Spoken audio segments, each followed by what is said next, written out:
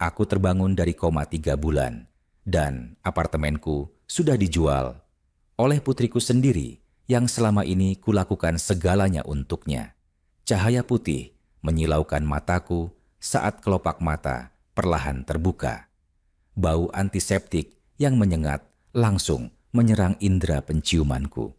Aku mencoba menggerakkan jari-jariku, kaku, berat, seolah bukan bagian dari tubuhku sendiri.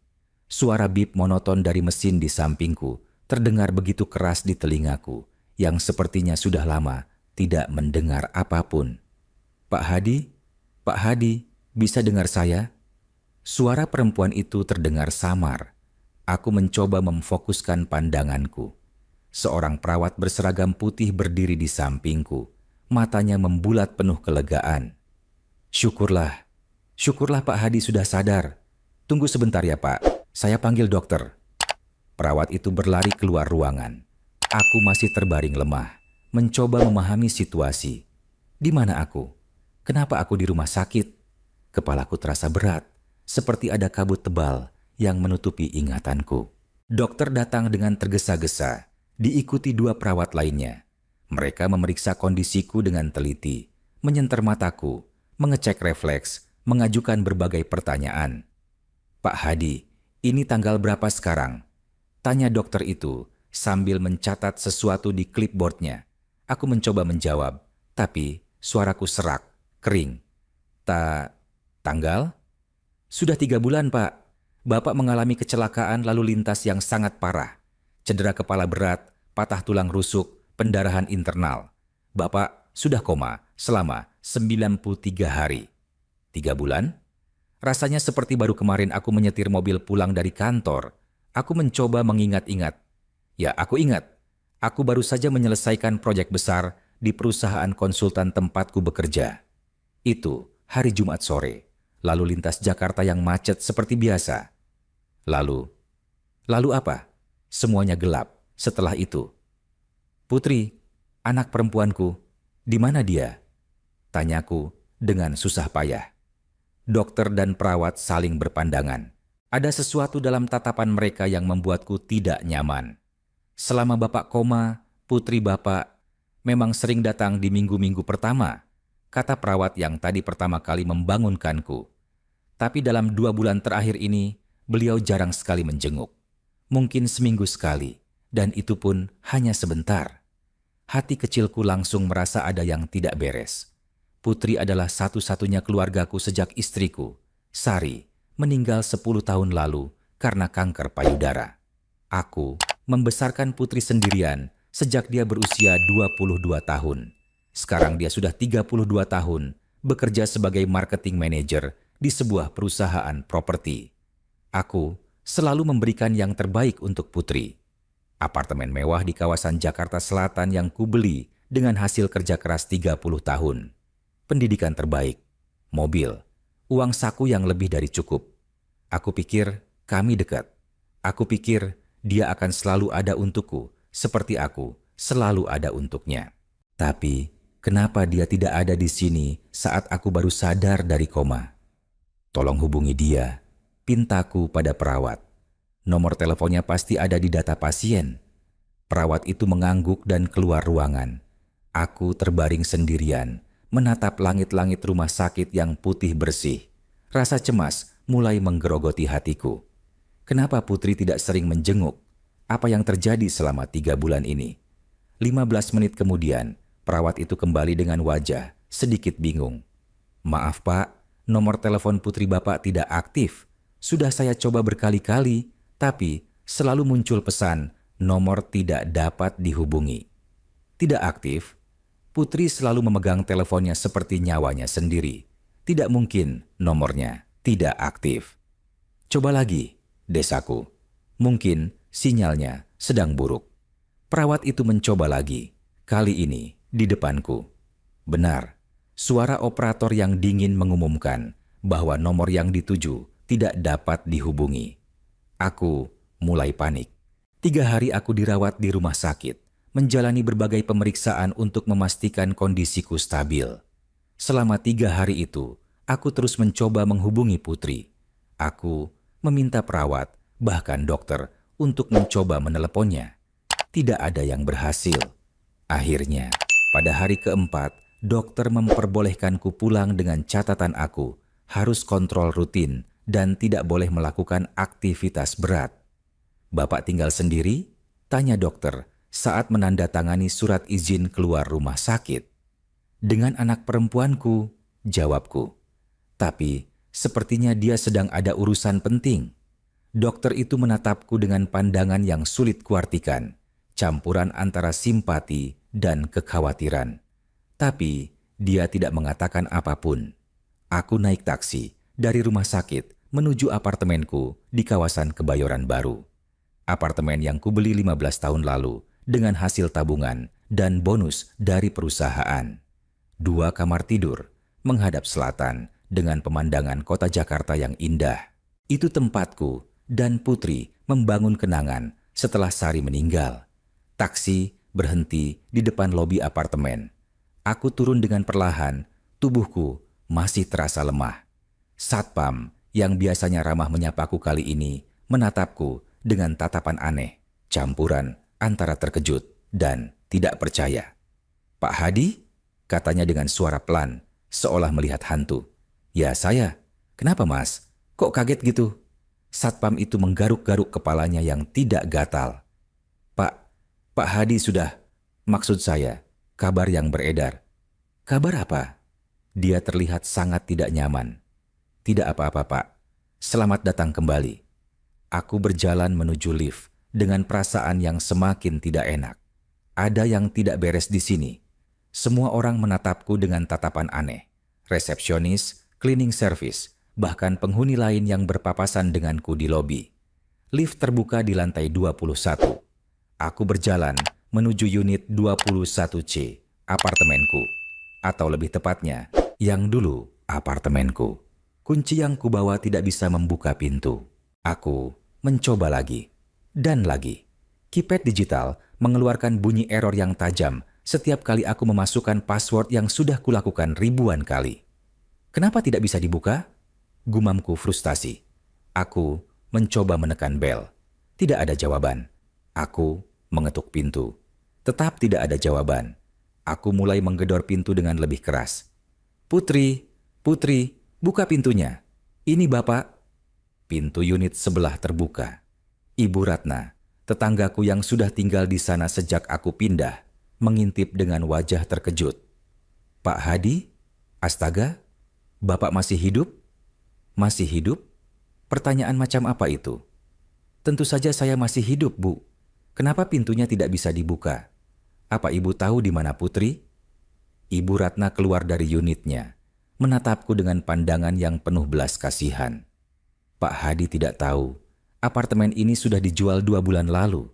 Putri bilang, Bapak sudah meninggal karena kecelakaan. Pemilik barunya, Pak Rudi dan keluarganya, sudah pindah sejak sebulan yang lalu." Dunia sekeliling rasanya berputar. Aku harus berpegangan pada dinding untuk menjaga keseimbangan. "Dijual? Apa maksud Ibu? Ini apartemen saya. Bagaimana bisa dijual tanpa sepengetahuan saya?" Putri yang mengurus semuanya. Dia bilang, Bapak sudah meninggal. Jadi, sebagai ahli waris, dia yang berhak. Bahkan ada surat kematian dan semua dokumen lengkap. Kami semua yang di sini ikut berduka, Pak. Kami tidak menyangka Bapak masih hidup. Aku tidak bisa bernapas. Rasanya seperti ditampar keras berkali-kali. Putri menjual apartemenku. Dia bilang, aku sudah meninggal. Bagaimana bisa dia melakukan ini? "Pak Hadi, sebaiknya Bapak turun ke kantor pengelola," saran Ibu Ratna dengan lembut. "Mungkin ada penjelasan. Ini pasti ada kesalahpahaman." Dengan langkah terhuyung-huyung, aku kembali ke lift dan turun ke lobi. Aku langsung menuju kantor pengelola apartemen. Manajer pengelola, Pak Budi, yang biasanya ramah padaku. Kali ini, wajahnya berubah pucat saat melihatku masuk. "Pak Hadi, tapi, saya mau lihat dokumen penjualan apartemen saya," bentakku, tidak peduli dengan kondisiku yang masih lemah. "Unit 21C atas nama Hadi Wibowo. Siapa yang menjualnya?" Pak Budi terlihat sangat kebingungan. Dia membuka komputer dan mengetik sesuatu dengan tangan yang sedikit gemetar. "Pak, ada surat penjualan resmi di sini. Tanggal 15 Juli kemarin. Dijual kepada Bapak Rudi Hartono seharga 8 miliar rupiah. Penjual adalah Hadi Wibowo dengan didampingi Putri Wibowo sebagai saksi dan kuasa hukum." "Itu tidak mungkin. Saya tidak pernah menjual apartemen saya. Saya koma di rumah sakit selama 3 bulan. Tapi di sini ada tanda tangan Bapak dan semua dokumen legal lengkap. Bahkan ada akta notaris." "Tunjukkan dokumennya pada saya." Pak Budi dengan ragu mencetak dokumen-dokumen itu. Aku merebut kertas-kertas itu dari tangannya dan membaca dengan cepat. Mataku langsung tertumbuk pada tanda tangan di bagian bawah, tanda tanganku. Atau setidaknya sesuatu yang sangat mirip dengan tanda tanganku. Tapi aku tahu itu palsu. Aku kenal tanda tanganku sendiri. Ada detail kecil yang selalu kulakukan saat menandatangani dokumen penting. Garis kecil di akhir huruf O di Wibowo yang sedikit melengkung ke atas. Tanda tangan di dokumen ini tidak memiliki detail itu. "Ini palsu," kataku dengan suara bergetar. "Tanda tangan ini dipalsukan." "Pak Hadi, saya turut prihatin dengan situasi Bapak. Tapi kami hanya mengikuti prosedur.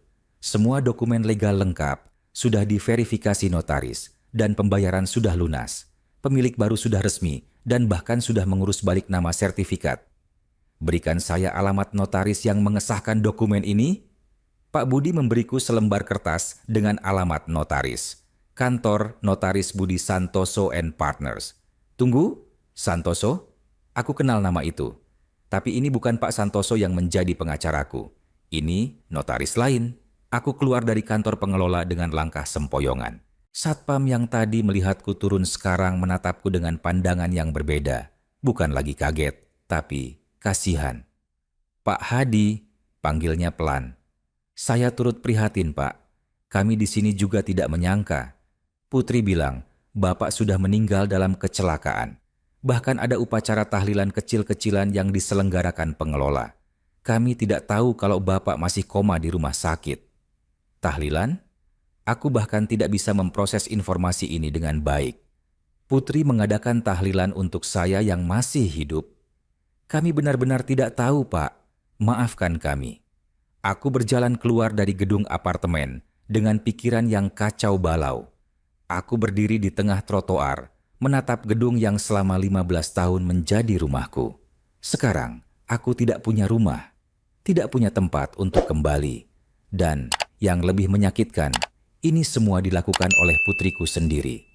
Putri yang kulahirkan, kubesar, kulindungi, dan kucintai dengan segenap hidupku. Aku merogoh saku celanaku dan menemukan dompet yang dibawa perawat dari rumah sakit. Masih ada beberapa kartu ATM di dalamnya. Setidaknya, aku masih punya uang di rekening untuk sementara waktu. Tapi kemudian, aku teringat sesuatu. Semua dokumen penting, sertifikat, buku tabungan, kartu ATM cadangan, dokumen investasi, semuanya ada di brankas kecil di apartemen. Kalau apartemen sudah dijual dan penghuninya sudah pindah, kemungkinan besar semua dokumen itu sudah diambil Putri. Aku harus menemukan Putri. Sekarang juga, aku mencoba mengingat-ingat. Terakhir kali kami bertemu sebelum kecelakaan, Putri bilang dia sering hangout di sebuah kafe di kawasan Senopati. Nama kafenya Kopi Kekinian atau semacam itu. Ya, aku ingat. Dia bahkan pernah mengajak aku ke sana sekali. Aku menaiki taksi dan memberikan alamat yang kuingat ke driver. "Ke Senopati, Mas. Ada kafe yang namanya Kopi Kekinian atau Coffee dengan F di dekat restoran Jepang." "Baik, Pak." Perjalanan dari Kebayoran ke Senopati yang seharusnya hanya 20 menit terasa seperti 2 jam. Pikiranku terus berputar. Kenapa Putri melakukan ini? Apa yang membuatnya sampai tega menjual rumah kami dan memalsukan kematianku? Taksi berhenti di depan deretan kafe di Senopati. Aku turun dan mulai berjalan menyusuri trotoar, mencari kafe yang dimaksud. Setelah lewat 3 kafe, aku menemukannya. Kopi Kekinian dengan huruf K besar yang stylish di papan namanya. Aku melangkah masuk. Suasana kafe yang hipster dengan musik indie yang lembut menyambut. Beberapa orang duduk dengan laptop, ada juga yang bergerombol sambil ngobrol. Aku menyapu pandangan ke seluruh ruangan, dan aku melihatnya. Putri duduk di pojok kafe, di sofa empuk dekat jendela kaca besar. Tapi yang membuatku membeku bukan hanya karena akhirnya aku menemukan dia, melainkan penampilannya. Putri memakai dress mahal yang kurasa harganya bisa mencapai belasan juta. Di tangannya melingkar gelang emas yang berkilau. Di lehernya kalung berlian yang sangat mencolok. Rambutnya yang dulu selalu diponytail simple sekarang ditata rapi ala Korean style dengan highlight warna coklat. Dan yang paling membuatku sakit, dia tertawa. Tertawa riang bersama dua temannya sambil memegang gelas kopi yang kemungkinan besar harganya 50.000 per gelas. Putri yang kukenal selama 32 tahun adalah gadis sederhana. Dia memang suka barang bagus, tapi tidak pernah seselebor ini. Ada yang sangat salah di sini. Aku berjalan mendekat dengan langkah berat. Setiap langkah terasa seperti membawa beban dunia di pundakku. Jantungku berdebar keras, entah karena marah, sedih, atau syok, aku tidak bisa membedakannya lagi. Saat aku tinggal 3 meter dari mejanya, Putri mengangkat wajahnya. Mata kami bertemu. Aku melihat serangkaian emosi muncul di wajahnya dalam hitungan detik. Terkejut, syok, tidak percaya, kemudian ketakutan. Gelas kopi di tangannya jatuh. Cairan coklat tumpah ke meja dan ke dress mahalnya, tapi dia tidak peduli.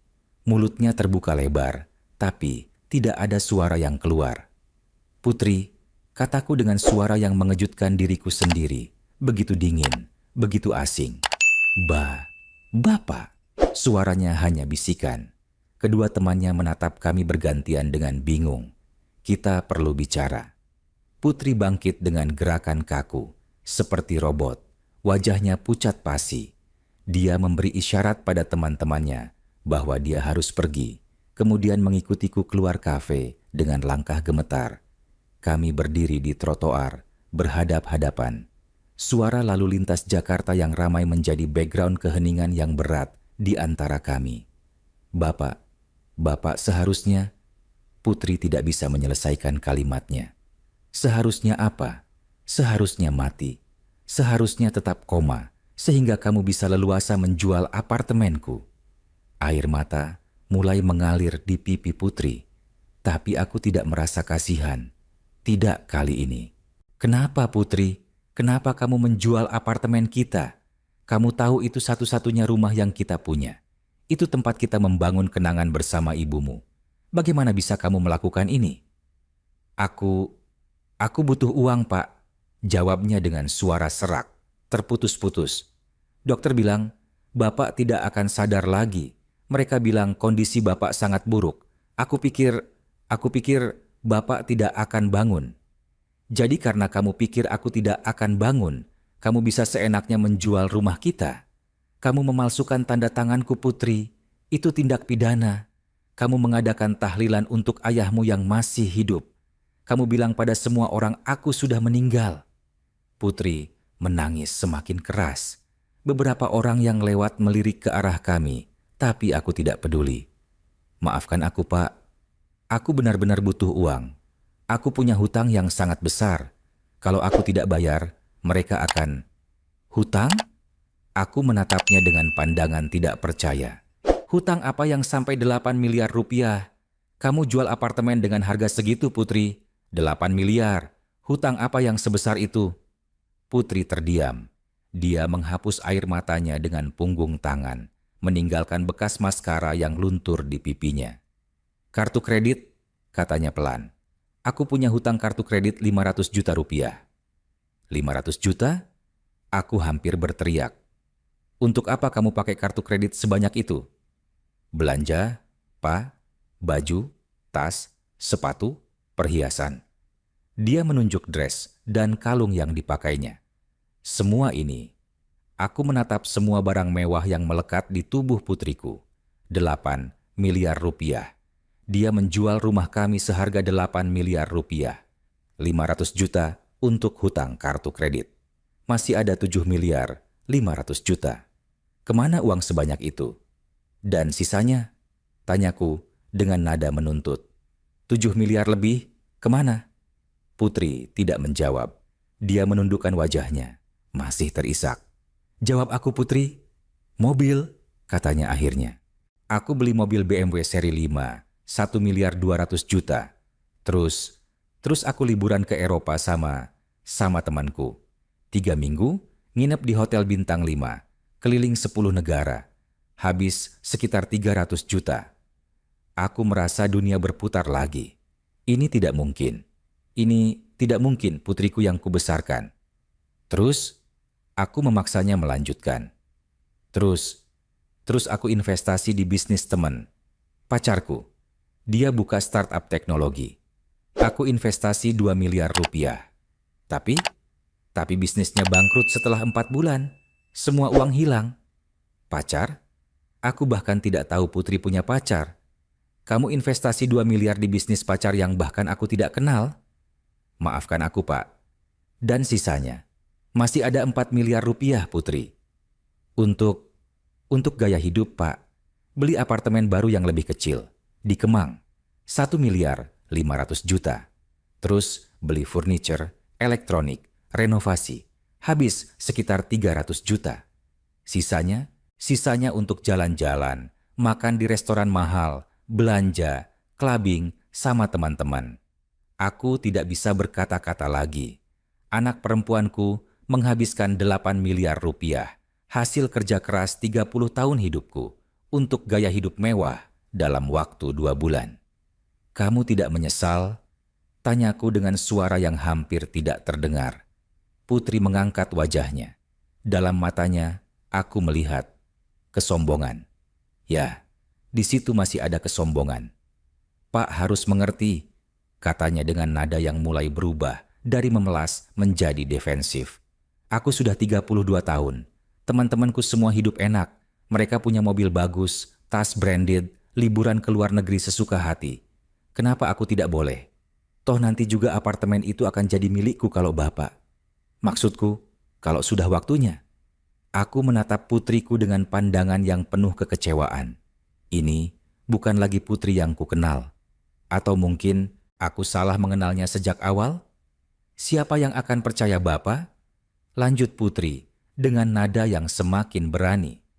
Bapak 3 bulan, tidak ada saksi.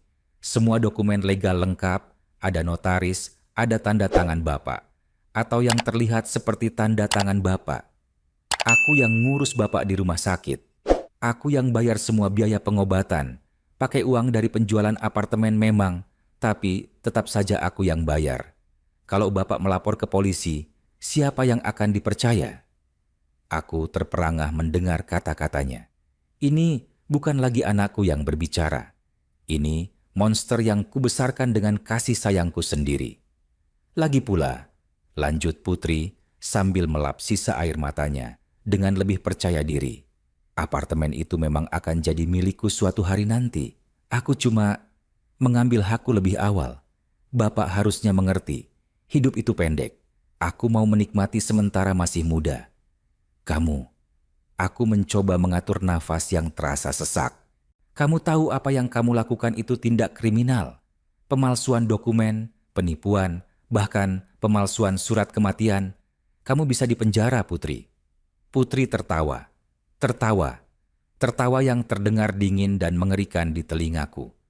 Dengan uang segini, Pak, aku bisa bayar pengacara terbaik. Dan lagi, Bapak tidak akan benar-benar melaporkan aku ke polisi kan? Aku anakmu satu-satunya. Bapak tidak akan tega melihat aku di penjara. Dia benar. Hati kecilku berteriak dia benar. Aku tidak akan tega. Tapi pikiranku yang rasional berkata, dia sudah melangkah terlalu jauh. Dia sudah tidak bisa diselamatkan dengan kasih sayang saja.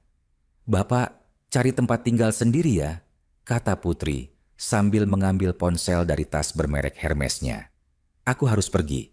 Masih ada appointment sama personal shopper. Dia berbalik dan mulai berjalan menjauh. Putri, panggilku. Dia berhenti tapi tidak berbalik. Apa kamu lupa? Suaraku terdengar tenang sekarang.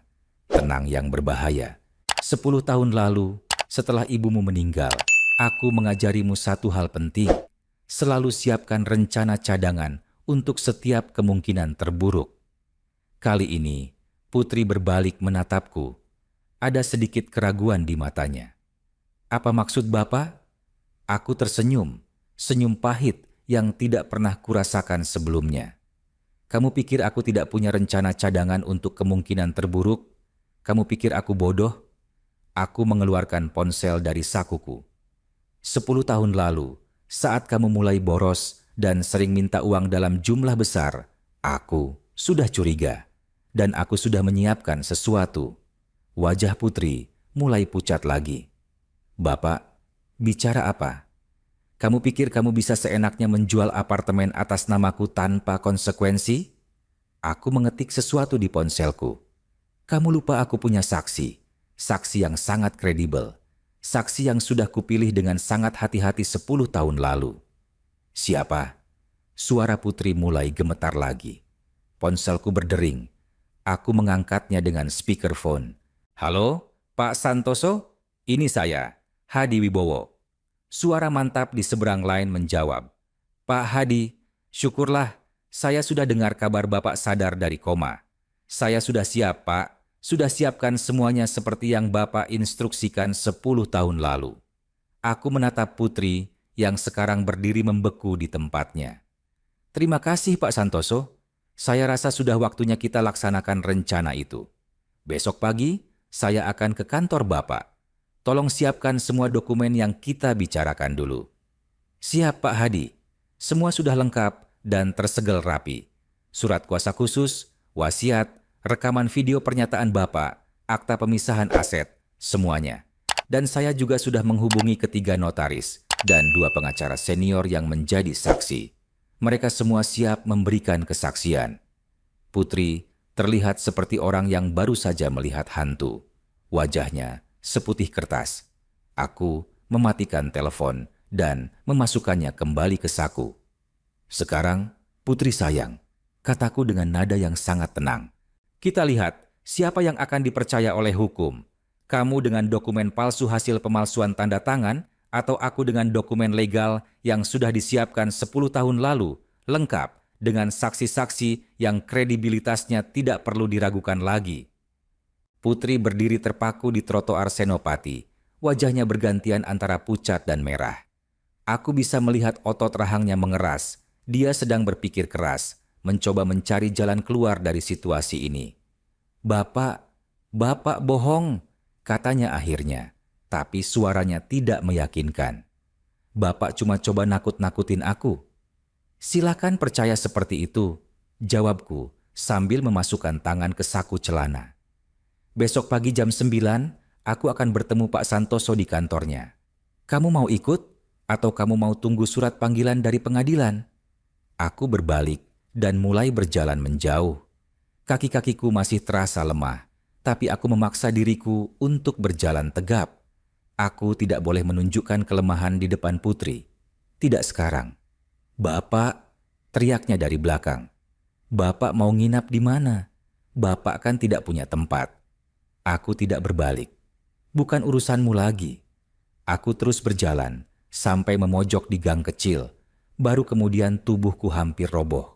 Aku bersandar di dinding, mencoba mengatur napas yang terengah-engah. Kondisiku masih belum pulih sepenuhnya. Tapi aku tidak boleh lemah. Tidak di depan anak yang sudah mengkhianatiku dengan keji seperti itu. Aku mengeluarkan ponsel dan menelepon nomor yang sudah tersimpan sejak 10 tahun lalu. Nomor yang tidak pernah kuganti untuk jaga-jaga situasi seperti ini. Halo Pak Santoso, ini saya lagi Hadi. Ya Pak Hadi, ada yang bisa saya bantu? Saya tidak punya tempat tinggal sekarang. Apartemen saya sudah dijual oleh Putri. Apa Bapak tahu hotel murah di sekitar sini? Ada jeda sebentar di seberang lain. Pak Hadi, Bapak jangan ke hotel. Saya punya guest house di daerah Cilandak yang kebetulan sedang kosong. Bapak menginap di sana saja selama urusan ini selesai. Gratis, Tidak usah sungkan. Ini bagian dari tugas saya sebagai pengacara Bapak.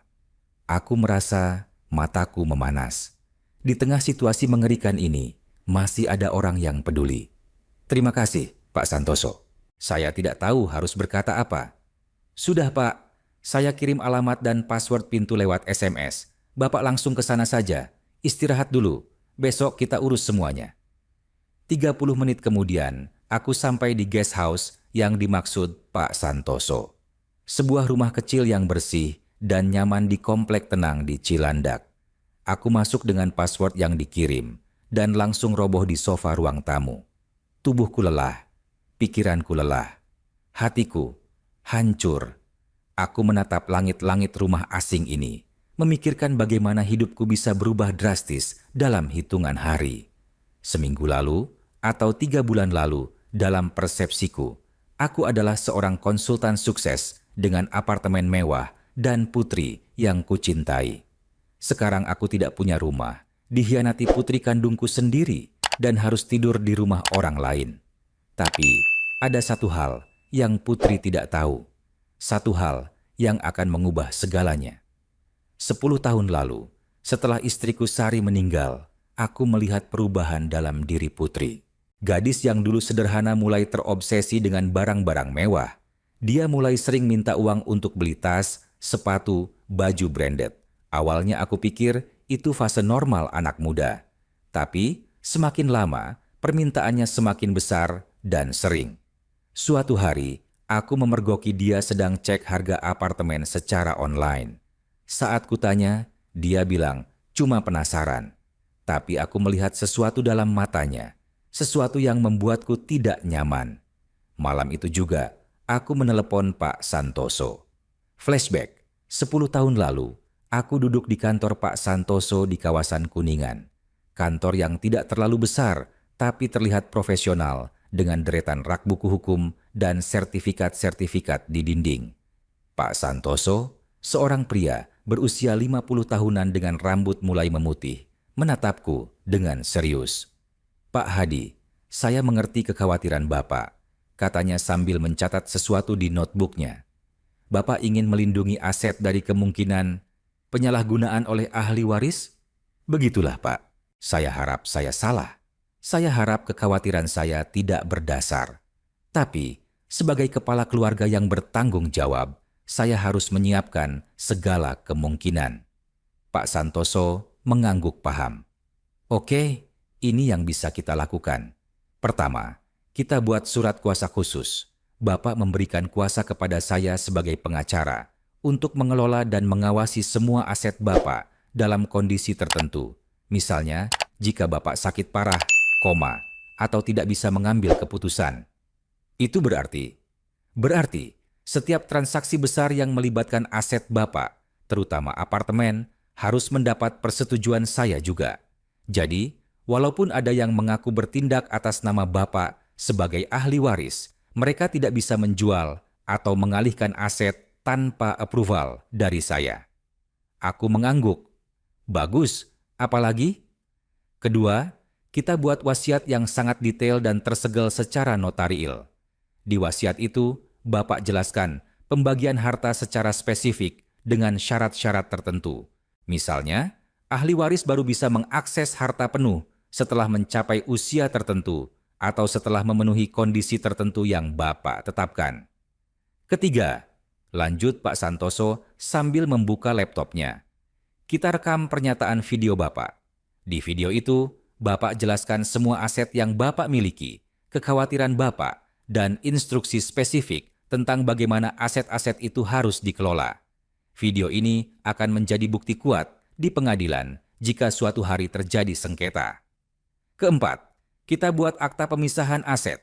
Dokumen ini menyatakan bahwa apartemen dan aset-aset utama Bapak tidak bisa dijual, dialihkan, atau digadaikan tanpa proses legal yang melibatkan saya sebagai pengacara dan minimal 3 saksi yang kita tunjuk.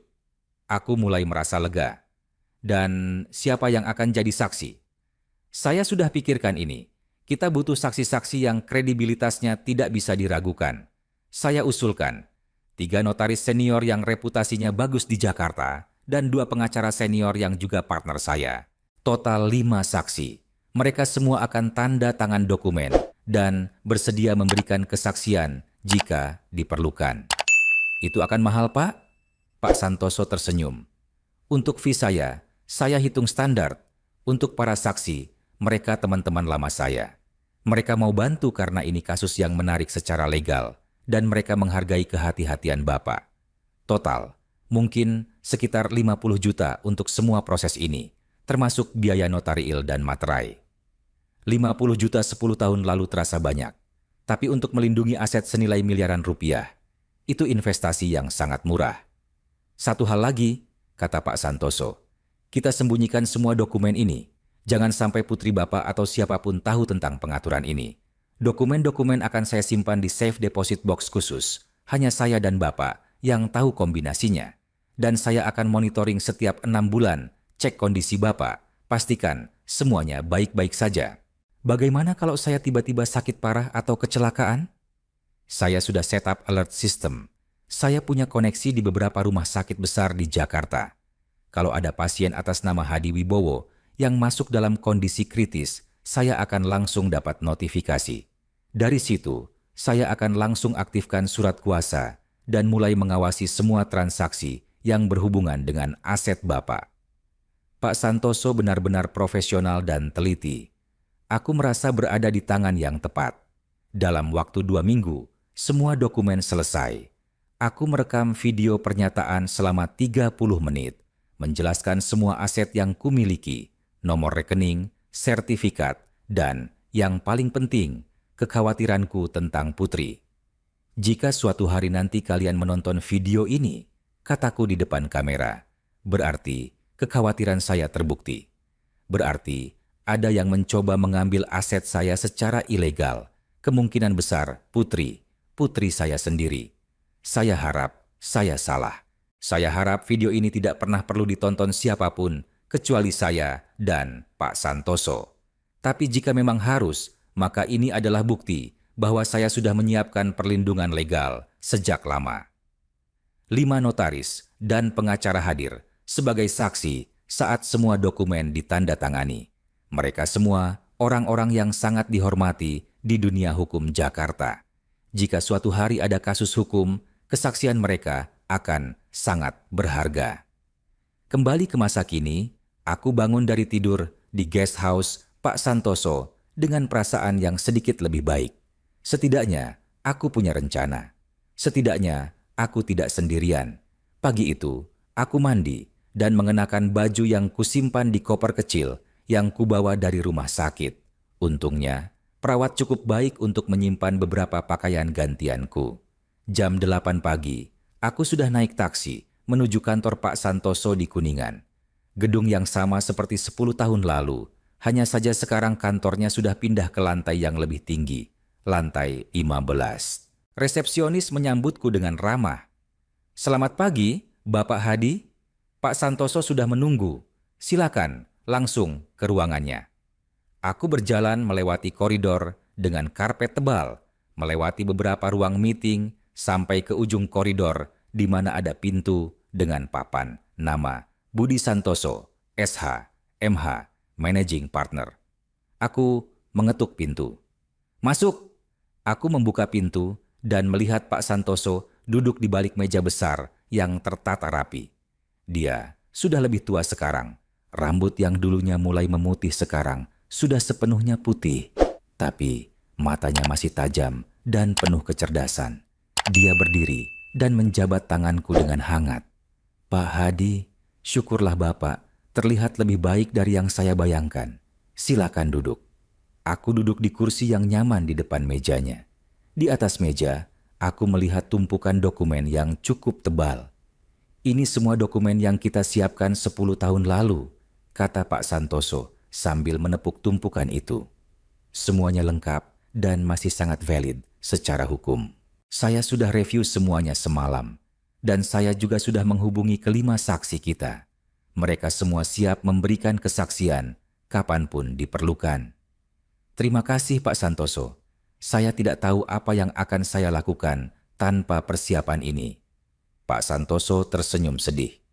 Saya berharap kita tidak pernah perlu menggunakan dokumen-dokumen ini, Pak Hadi. Tapi sayangnya, kekhawatiran Bapak 10 tahun lalu terbukti benar. Dia membuka folder pertama. Oke, mari kita lihat situasinya sekarang. Berdasarkan informasi yang Bapak berikan kemarin lewat telepon, Putri telah menjual apartemen Bapak seharga 8 miliar rupiah saat Bapak koma. Dia menggunakan dokumen yang dipalsukan, termasuk tanda tangan Bapak dan mungkin juga surat kematian palsu? Benar, Satpam dan pengelola apartemen bilang Putri mengadakan tahlilan untuk saya yang masih hidup. Pak Santoso mengangguk sambil mencatat. Itu pemalsuan dokumen yang sangat serius. Itu bisa dijerat pasal 263 KUHP tentang pemalsuan surat dengan ancaman hukuman 6 tahun penjara. Dia membuka folder kedua. Sekarang, ini strategi kita. Pertama, kita ajukan gugatan pembatalan jual beli apartemen. Dasar gugatannya adalah transaksi dilakukan dengan dokumen palsu dan tanpa persetujuan pemilik yang sah. Kita punya bukti kuat. Pertama, Bapak masih hidup dan bisa bersaksi langsung. Kedua, kita punya surat kuasa yang menyatakan bahwa setiap transaksi besar harus mendapat persetujuan saya, dan saya tidak pernah memberikan persetujuan itu. Bagaimana dengan pembeli apartemennya? Pak Rudi namanya kalau tidak salah. Pak Rudi akan jadi korban juga dalam kasus ini. Dia membeli dengan itikat baik, tidak tahu kalau dokumennya palsu. Tapi secara hukum, jual beli dengan dokumen palsu bisa dibatalkan.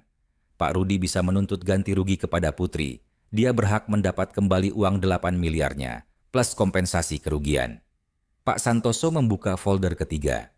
Kedua, kita laporkan Putri ke polisi atas tuduhan pemalsuan dokumen, penipuan, dan pemalsuan surat kematian. Ini pidana, Pak. Bukan lagi perdata. Putri bisa masuk penjara. Aku merasa dadaku sesak mendengar kata-kata itu. Ini anakku, darah dagingku. Tapi dia sudah melangkah terlalu jauh. Ketiga, lanjut Pak Santoso, kita ajukan gugatan perdata untuk ganti rugi. Bukan hanya nilai apartemen 8 miliar, tapi juga kerugian imaterial, penderitaan mental, kehilangan tempat tinggal, trauma, dan sebagainya. Saya estimasi kita bisa tuntut total 10 miliar. Putri tidak punya uang sebanyak itu sekarang. Dia sudah habiskan hampir semua uang dari hasil penjualan apartemen. Maka hartanya akan disita. Mobil, apartemen baru, perhiasan, semua barang mewah yang dia beli. Semuanya akan disita dan dilelang untuk membayar ganti rugi. Dan kalau masih kurang, dia akan punya hutang seumur hidup.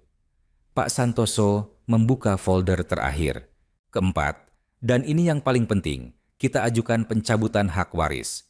Berdasarkan pasal 838 KUH Perdata, ahli waris bisa dicabut haknya kalau terbukti melakukan kejahatan terhadap pewaris. Dalam hal ini Bapak, pemalsuan dokumen dan mencoba mengambil harta saat Bapak koma termasuk dalam kategori ini. Berarti Putri tidak akan mendapat warisan apapun dari saya? Benar. Bahkan setelah Bapak meninggal nanti, jauh di masa depan, saya doakan Putri tidak berhak atas apapun. Bapak bisa tentukan ahli waris lain atau sumbangkan ke yayasan atau apapun yang Bapak inginkan. Aku terdiam, mencerna semua informasi ini. Ini akan menghancurkan Putri sepenuhnya. Tapi apa pilihanku? Dia sudah menghancurkanku lebih dulu. Pak Hadi, kata Pak Santoso dengan lembut, saya tahu ini berat, tapi Bapak harus tegas. Kalau Bapak membiarkan ini berlalu, Putri akan pikir dia bisa terus melakukan hal seperti ini. Bapak harus mengajarkan konsekuensi dari tindakannya. Saya mengerti. Bagus. Sekarang kita perlu bukti-bukti tambahan. Saya sudah menghubungi expert handwriting analis, ahli tulisan tangan. Dia akan analisa tanda tangan di dokumen jual beli dan bandingkan dengan tanda tangan asli Bapak. Ini akan menjadi bukti kuat bahwa tanda tangan dipalsukan. Pak Santoso mengeluarkan laptop dan memutar sesuatu. Aku melihat layar menampilkan rekaman CCTV. Ini rekaman dari bank tempat Putri melakukan transaksi penjualan apartemen, jelasnya. Saya punya kenalan di bank itu. Lihat, Ini Putri sedang menandatangani dokumen. Dia mencoba meniru tanda tangan Bapak. Tapi kalau kita pause dan zoom, lihat gerakannya tidak natural. Dia beberapa kali berhenti, mengkoreksi, berpikir. Tanda tangan asli selalu natural dan flowing. Ini bukti visual yang sangat kuat. Aku menatap layar dengan perasaan campur aduk. Di satu sisi, aku merasa puas punya bukti sekuat ini. Di sisi lain, melihat anakku sendiri melakukan pemalsuan begitu berani membuatku sakit hati. Ada lagi, kata Pak Santoso sambil membuka folder lain. Ini rekam jejak keuangan Putri dalam 3 bulan terakhir.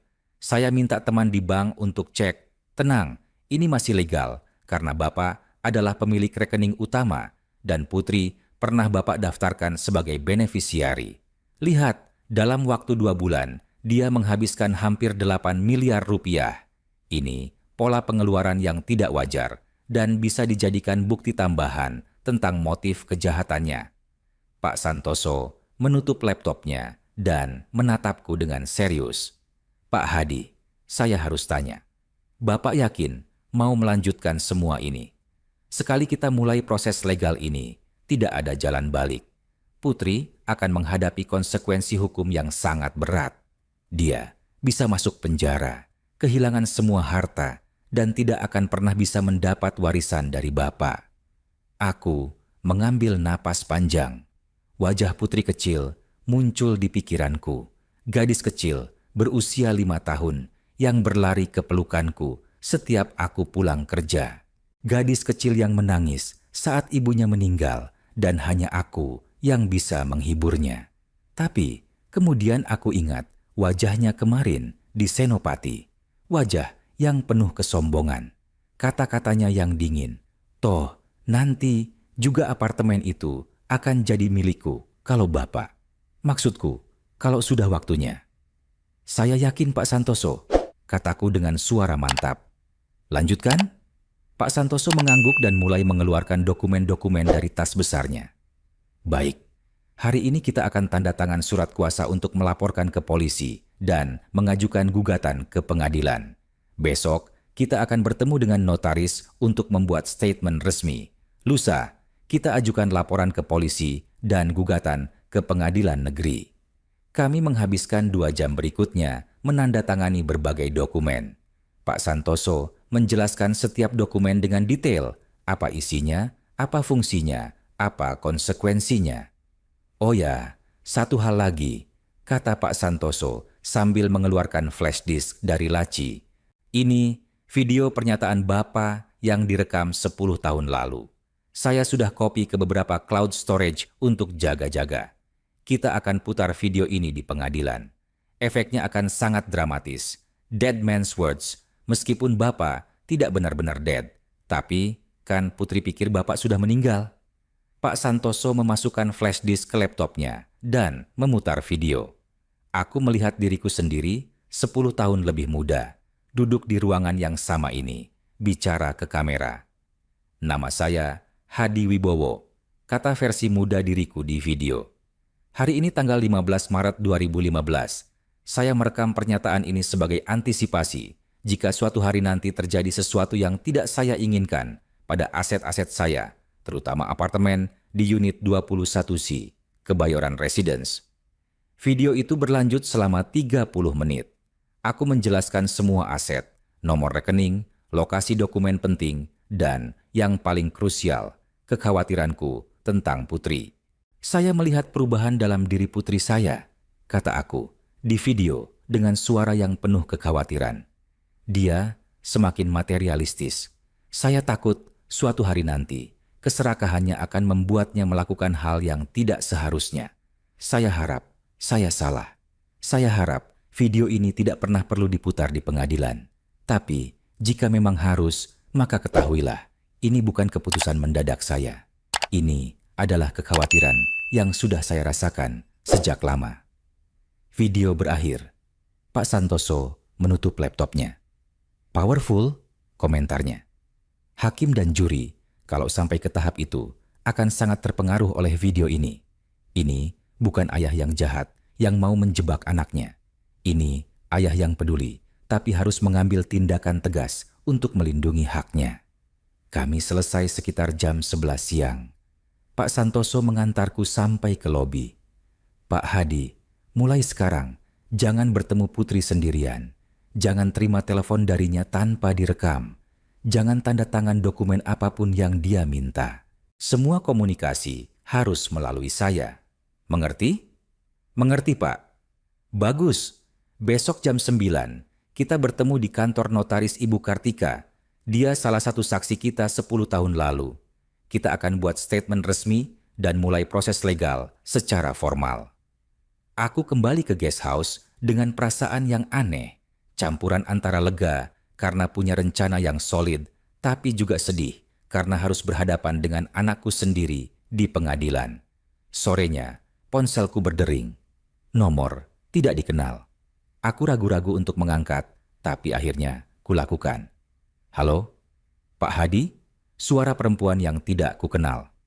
"Perkenalkan, saya Bunga, teman Putri." "Ya, Pak, saya telepon karena saya khawatir dengan Putri.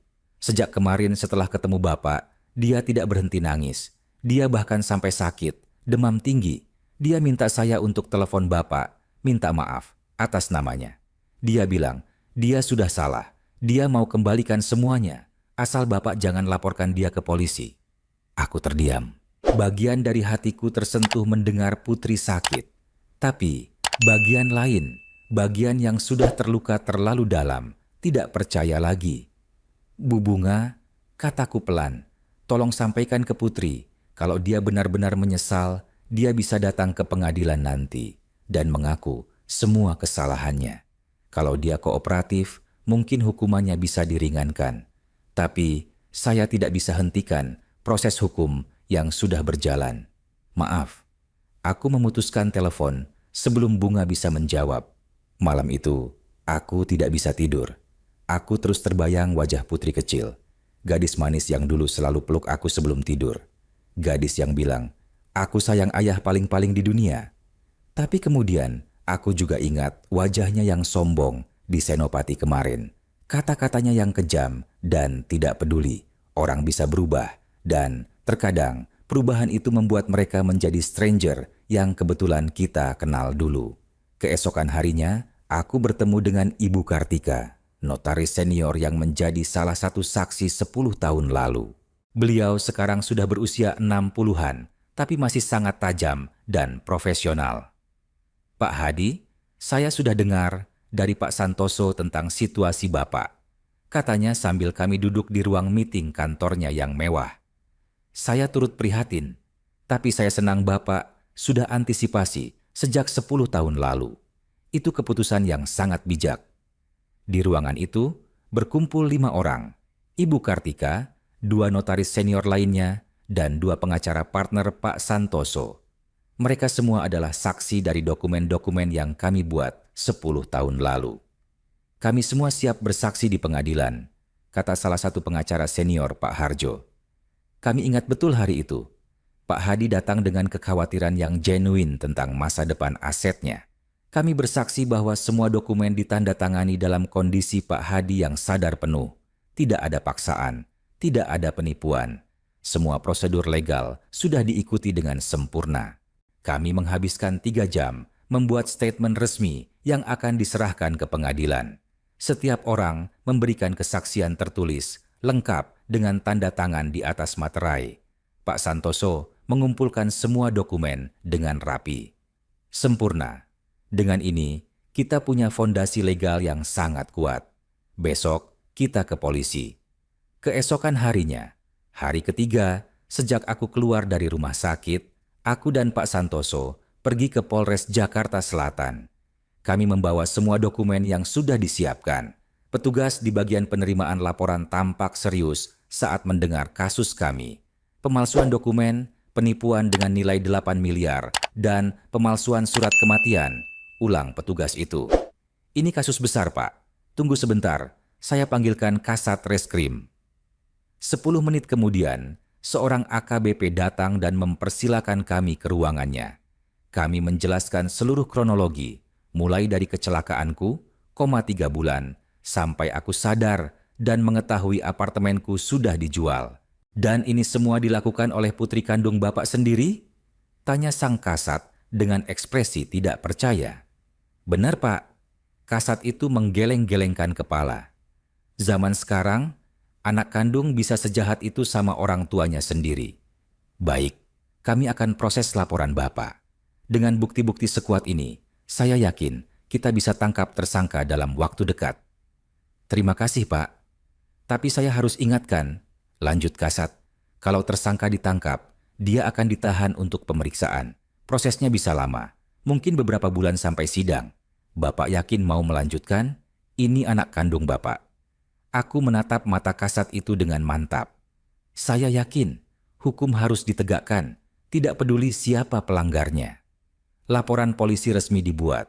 Kami memberikan semua bukti, dokumen asli dan palsu, rekaman CCTV, hasil analisa handwriting expert, rekaman video pernyataanku 10 tahun lalu, kesaksian kelima saksi, dan rekam jejak keuangan Putri. Dengan bukti sebanyak ini, kata penyidik yang ditugaskan, kasus ini bisa selesai cepat. Kami akan langsung keluarkan surat panggilan untuk tersangka. Kalau dia tidak kooperatif, kami akan keluarkan surat penangkapan. Kami keluar dari kantor polisi sekitar jam 4 sore. Pak Santoso menepuk bahuku. Pak Hadi sudah melakukan hal yang benar. Sekarang tinggal tunggu proses hukum berjalan. Tapi sebelum kami sempat naik mobil, ponselku berdering lagi. Kali ini, nomor Putri yang muncul di layar. Nomor baru, berbeda dari yang tidak aktif kemarin. Aku menatap Pak Santoso. Dia mengangguk, memberi isyarat untuk mengangkat dan menspeakerkan. Halo? Bapak? Suara Putri terdengar panik dan marah sekaligus. Apa yang Bapak lakukan? Kenapa Bapak lapor polisi? Bapak gila ya? Itu anak Bapak sendiri. Putri, tenanglah. Tenang? Gimana aku bisa tenang? Tadi ada polisi datang ke apartemenku. Mereka bilang, aku dilaporkan atas pemalsuan dokumen dan penipuan. Bapak serius mau masukin aku penjara? Kamu yang mulai duluan, Putri. Kamu yang jual apartemenku. Kamu yang palsu tanda tanganku. Kamu yang bilang aku sudah mati. Aku sudah bilang aku minta maaf. Aku kirim bunga telepon Bapak kan. Aku mau kembalikan semuanya. Aku bisa jual mobil, jual perhiasan, jual apartemen baru. Aku kembalikan semua. Terlambat, Putri. Hukum sudah berjalan. Bapak tegas sama aku? Setelah semua yang udah kita lewati, setelah ibu meninggal, cuma ada kita berdua. Bapak tega masukin aku penjara? Suaranya mulai terisak. Tapi kali ini, aku tidak lagi tersentuh. Kamu yang tegas sama aku, Putri. Saat aku koma, bukan masalah aku bakal bangun atau tidak, tapi kamu bahkan tidak pernah peduli. Kamu cuma mikir gimana caranya ngambil hartaku. Kamu ngambil keuntungan dari kelemahan ayahmu sendiri. Kamu kira itu tidak tega? Aku salah, Pak. Aku akuin aku salah. Tapi please, jangan sampai penjara. Aku masih muda. Aku masih punya masa depan. Dan aku tidak punya masa depan? Aku tidak punya hak untuk punya tempat tinggal di masa tuaku? Putri tidak menjawab. Hanya isak tangis yang terdengar. Putri, kataku dengan suara yang lebih lembut tapi tetap tegas. Kalau kamu benar-benar menyesal, datang ke polisi besok. Kooperatif dengan penyidik. Akui semua kesalahanmu. Kalau kamu kooperatif, mungkin hukumannya bisa diringankan. Tapi aku tidak akan cabut laporan. Kamu harus belajar konsekuensi dari tindakanmu. Bapak, jahat, bisiknya. Dan kamu pikir kamu tidak jahat saat jual rumahku? Aku memutuskan telepon. Tangan yang memegang ponsel sedikit gemetar. Pak Santoso menatapku dengan pandangan penuh pengertian. Berat ya, Pak? Sangat. Tapi Bapak melakukan hal yang benar. Percayalah. Kami naik mobil dan pergi dari kantor polisi. Di jalan pulang, aku menatap keluar jendela, melihat hiruk-pikuk Jakarta yang tidak pernah berhenti. Entah kenapa, aku merasa sangat lelah. Bukan lelah fisik, tapi lelah jiwa. Besarkan anak ternyata tidak menjamin mereka akan baik padamu. Cinta yang kau berikan tidak selalu dikembalikan dengan cinta. Terkadang dikembalikan dengan pengkhianatan. Dan saat itu terjadi, kamu harus cukup kuat untuk tetap berdiri dan menegakkan keadilan, meskipun itu menyakitkan, meskipun itu untuk anak kandungmu sendiri.